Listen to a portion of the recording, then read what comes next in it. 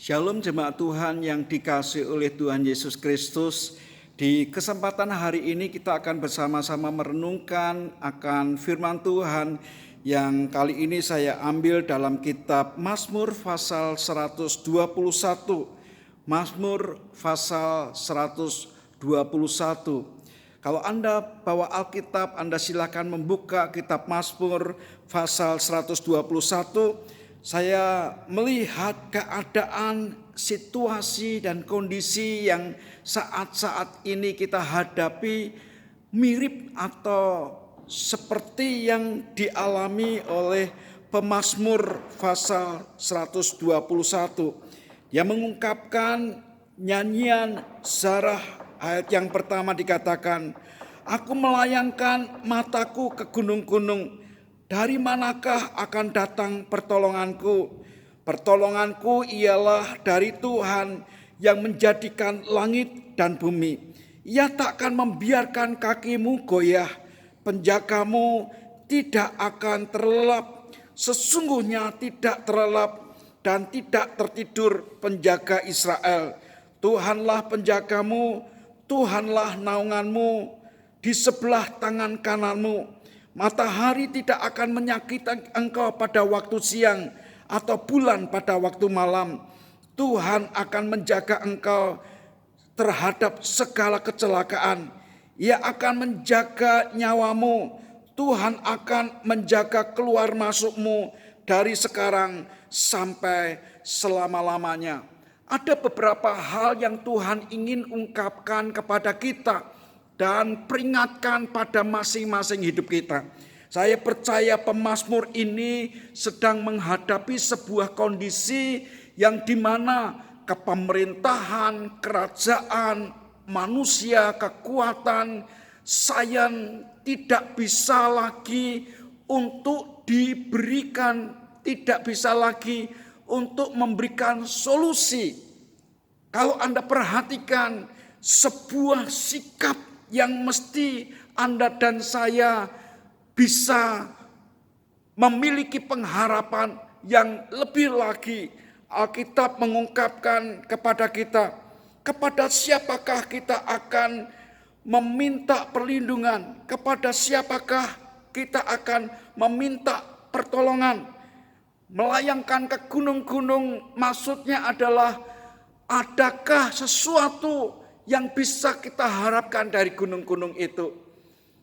Di balik gunung ada keperkasaan, ada kekuatan, ada teritorial, ada kepemerintahan dan sebagainya. Ada kekuatan di sana.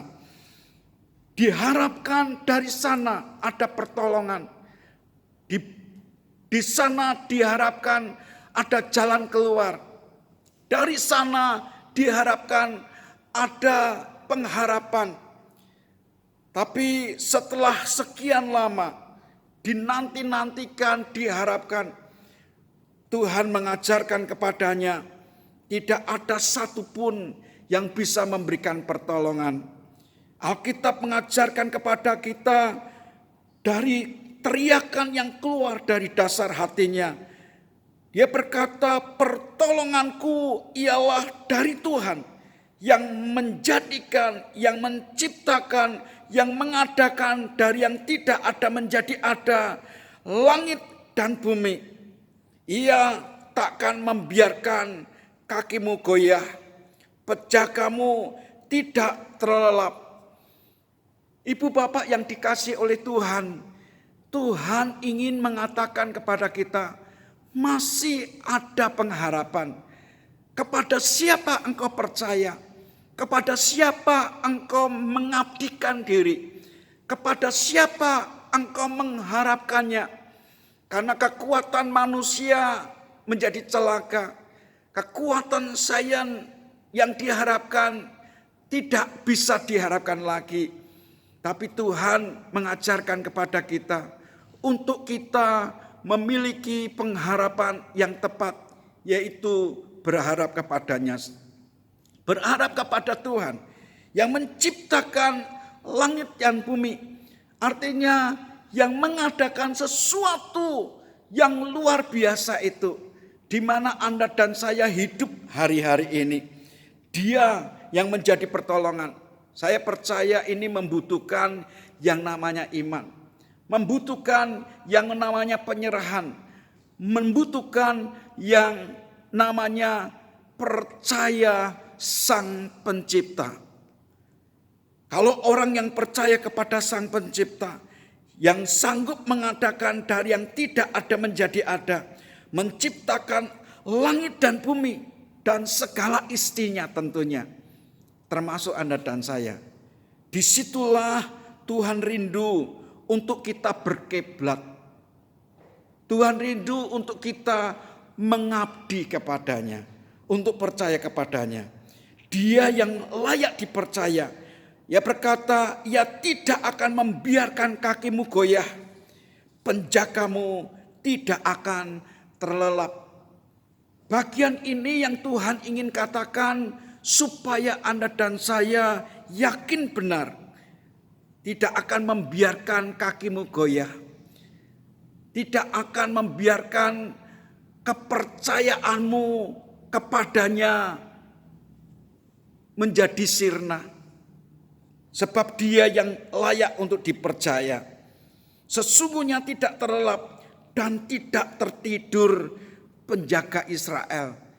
Dia 24 jam dalam sehari. Dan 7 hari dalam seminggu. 31 kadang 30 hari, kadang 28 hari. Tergantung bulannya, 1 bulan dia selalu ada bersama-sama dengan Anda. 365 hari dalam 1 tahun dia ada. Artinya dia tidak akan pernah membiarkan engkau. Dia sang penjaga yang tidak pernah terlelap dan tidak pernah tertidur. Dia senantiasa berjaga-jaga. Saya ingat pada saat saya melihat seorang anak saya. Waktu itu dia sedang menghadapi bahaya. Karena waktu itu ada seorang teman yang jauh lebih besar dari dia. Bawa pentungan dan kemudian mau pukul dari belakang anak saya. Tanpa nunggu lama, begitu saya melihat sebuah pemandangan yang membahayakan. Saya teriak, "Hai!" Begitu saya teriak seperti itu. Enggak ngomong yang lain. Hanya teriak, "Hai!" Saudara, teman anak saya yang akan pukul anak saya dari belakang. Dia membatalkan rencana memukul. Dia lepaskan pukulannya. Dia lari. Karena dalam benak dia terpikir ada suara orang lain yang jauh lebih besar dari dia. Tentu saja dia berpikir kalau dia melawan orang yang lebih besar dari dia, maka dia tidak memiliki kekuatan. Maka dia pasti kalah. Itu sebabnya dia memutuskan untuk lepaskan pukulan yang akan digunakan untuk memukul. Dan lari sebisa-bisanya dia menyelamatkan diri. Saya mau katakan kepada saudara sekalian, saya sebagai ayah secara jasmani. Dia yang coba untuk melukai anak saya. Saya teriakkan supaya dia menggagalkan paling tidak apa yang ada dalam rencana jahat pikirannya. Dan hari itu dia putuskan untuk lari. Saya tahu dia lari kemana. Saya tahu dia lari ke belakang melewati rumah saya. Saya kejar iseng-iseng dan kemudian saya berkata, "Bah!" Saudara, begitu dia lewat, langsung dia jongkok, dia berkata, "Oh minta maaf, Om, minta maaf, Om." Saya berkata, "Sudah, saya lupakan. Saya mengampuni." Saya tanya, "Kenapa kamu mau mukul anak saya?" Dia tidak berani mengeksplain. Dia berkata, "Saya yang bersalah. Saya tidak mau ulangi lagi." Saya mau katakan kepada saudara, saya yang Alkitab berkata ayah yang jahat, tahu apa yang baik untuk anak-anaknya. Bahkan Alkitab berkata, kamu yang jahat tahu memberikan makan, memberikan minum, memberikan perlindungan, memberikan arahan, bahkan menyediakan segala sesuatu yang dibutuhkan oleh anak-anakmu. Dia berkata, kamu ayah yang jahat tahu memberikan Kepada anak-anakmu tatkala dia meminta roti tidak akan memberikan kepadanya batu. Tatkala dia meminta ikan tidak akan pernah memberikan kalajengking. Dia berkata, aku Bapa yang tahu menyediakan bahkan Roh Kudus kepada orang-orang yang percaya kepadanya. Di situasi dan kondisi yang seperti ini adalah kesempatan buat Anda dan saya yang pertama membangkitkan imanmu kepada Dia yang menciptakan langit dan bumi. Meyakini kepada Dia yang berkata, aku sekali-kali tidak pernah membiarkan engkau dan tidak pernah meninggalkan engkau. Waktu Anda dan saya belajar percaya kepadanya, menggantungkan sepenuhnya kepadanya, Dia yang berkata penjagamu tidak pernah terlelap dan tidak pernah tertidur. Alkitab bahkan berkata, matahari tidak akan menyakiti engkau pada waktu siang atau bulan pada waktu malam. Hari-hari ini kita bersama-sama mendisiplin pribadi untuk berjemur di waktu-waktu tertentu supaya kita menerima asupan vitamin D dari matahari. Dan banyak hal yang Tuhan telah sediakan secara gratis untuk kita bisa nikmati, untuk memunculkan imunisasi dalam hidup kita. Supaya kita semua bisa menikmati hari-hari bersama-sama dengan Dia. Bahkan Alkitab berkata ayat yang ke-7, Tuhan akan menjaga engkau terhadap segala kecelakaan. Ia akan menjaga nyawamu. Tuhan akan menjaga keluar masukmu dari sekarang sampai selama-lamanya. Saudara, tentu saja pada saat pemerintah menyampaikan sebuah perlindungan, pengamanan yang disebut PSBB, pembatasan wilayah berskala besar. Saya percaya ini merupakan hikmat yang luar biasa yang diberikan oleh Tuhan melalui pemimpin kita. Supaya kita ini selain tinggal di rumah, tapi masih diberikan kesempatan untuk lakukan aktivitas. Mengerjakan apa-apa dalam keterbatasan. Percayalah dalam keterbatasan manusia kita, Tuhan tetap bekerja.